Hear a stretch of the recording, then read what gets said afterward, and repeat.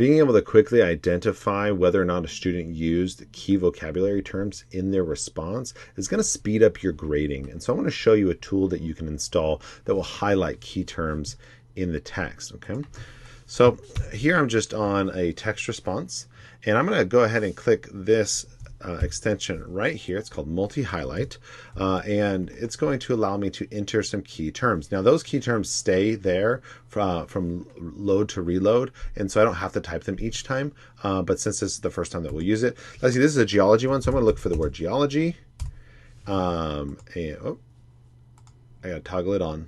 There we go. And I'm going to look for the word hydrocarbon. There we go. And let's look for the word hydrology. If I have multiple word, atmospheric sciences. Okay, so you can see that it actually highlighted them as separate terms, but you can still see them together. So very quickly and easily, I'm able to find these terms. So if I want to make sure that my student is using those terms, I can go ahead and find them. This is a text response. It also works on a PDF, assuming that the PDF is actually text and not an image.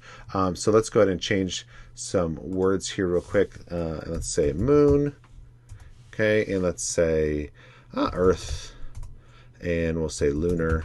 Okay, so you can see that again it is highlighting it with a PDF. It doesn't do it as cleanly, but again you can see it so that you can quickly identify those terms. So how do you actually get to this extension? It's called multi-highlight, and so you can just Google it. I've also created a bit.ly, and so just come up to your browser and type in bit.ly/multi-highlight.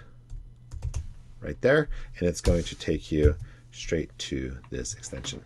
Cheers.